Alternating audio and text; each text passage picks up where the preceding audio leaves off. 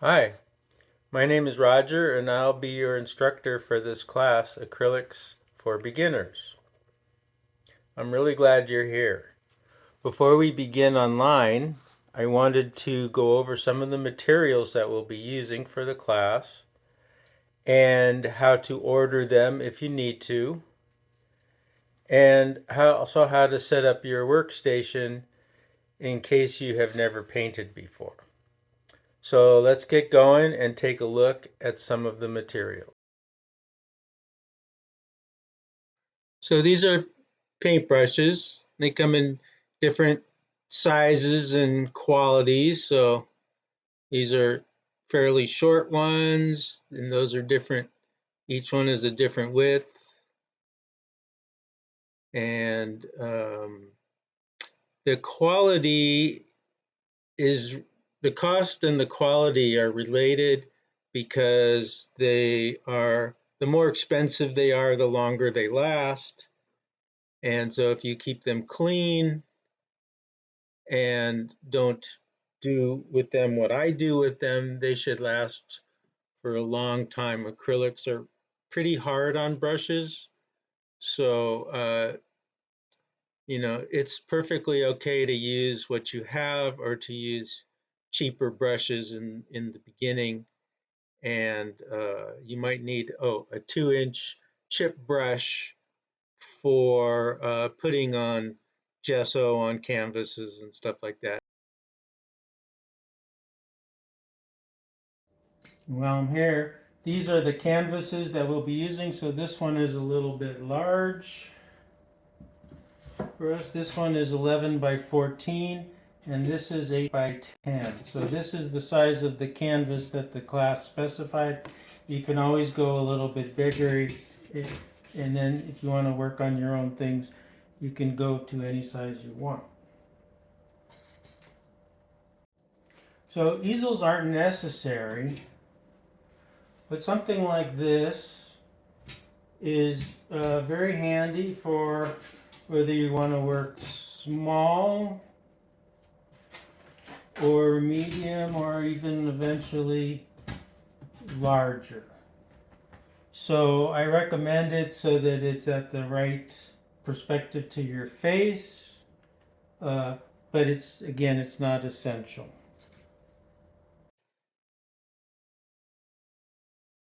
This is the paint we use, and this is directly from the manufacturer in Culver City. It's called Nova Color. It comes in these containers, which is 4 ounces, and it's a little cumbersome to use it this way when you need it a lot. So I recommend that you get some kind of squeeze bottles, and then you can pour the paint into the squeeze bottles.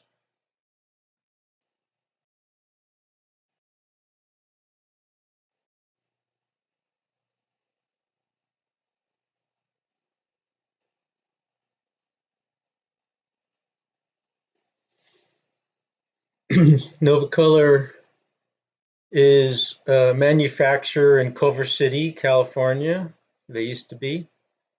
And I would buy all my paints from them for mural painting. And it's the best quality, low cost paint that you can get on the market, except for maybe Golden, which is good quality but more expensive. And this paint, we used it for mural painting, so it has a good longevity outside. We can get it in different size containers as well, but I keep one of each of these colors in a container ready to use. There's, you get your magenta, your blue, the red is pyrrole, and the yellow is cadmium yellow light. Okay, here's the palette. As you can see, it's just a regular old party tray. And what's nice about these things is that when the paint dries on them, you can just peel off the excess paint. and you don't have to throw that paint down the sink. And then there's also, this is a wet palette. And so the wet palette has a liner of paper that, of foam that's wet. Then it has this paper. And then you put your paint on here, and then it stays wet without running and doesn't dry up. So this is a very handy little tool to have. And otherwise, this is fine, and then you can just cover it with tin foil when you're done, and that will also stay good too. And the only difference is that the paint dries faster without some kind of moisture underneath.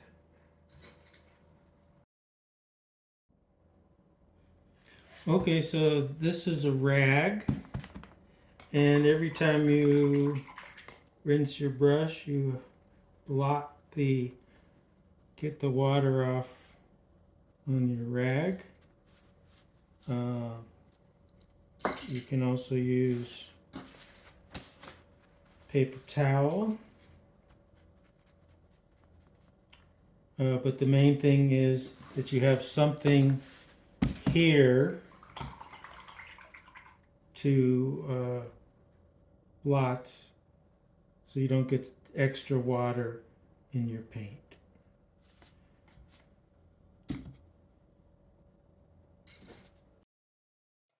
And then this is my water container setup. I have two containers for water. One has a sponge in it, and I use that just to wipe off the excess paint on the brushes when I'm trying to change colors.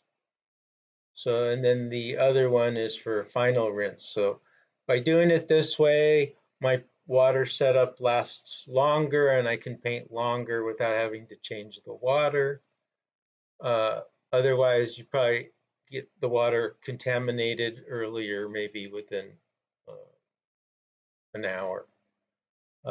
These are some of the drawing tools that you'll need for transferring your images onto your canvas. So for this first image, you're going to need this big, thick piece of charcoal stick, and then you'll put the charcoal on the back, and then you can trace over the image that I send you, and you can get a copy of the image on your canvas, and then you can start to paint on it. So we'll go over that a little bit more in another video.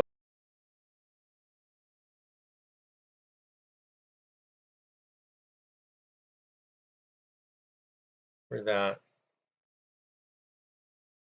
And this is for brush cleaning. I use this stuff called the Master Soap. It's not as hard on the brushes, and it actually helps you keep your brushes point. So you make sure you get off all the old paint or the paint, and then you wipe that off, and then you can do a final rinse. Try to keep in the direction of the bristles so you don't smush them all up. And then you get the soap looks clean on there. There's no paint. And then you just simply wipe it off and shape it. And that way it helps maintain the point for you. And lastly, the workstation itself, about 2 feet deep by about 4 feet across. I have a place for my computer, and the table has butcher print on it so it won't get messy. And then there's the easel, palette, brushes, and this fridge. So this is the spreadsheet that I'm sending you with all the materials. Not everything is required for the class, but the things that are most important are highlighted in and checked off in the recommended section. If you look at the upper left corner of the spreadsheet, you'll see the categories, you'll see the quantity, size, and the name of the item and how many you want. So you can go down and look at it across that way, or you can go to the right. And as you go across the top, you'll see that it's whether or not it's recommended. You'll see whether or not what the cost is, what the store is, and then finally at the far right side of this, you'll see a bunch of links. And I believe all you have to do is click on those links. If not, you can cut and paste them, and that'll take you right to the store. And then you can order the things. It takes about a week to get some of the items. So that's basically the setup for the class. Uh, I hope that it's not too difficult for you, but if you have any questions at all, you can call me. I will be happy to discuss any alternatives, options, things like that.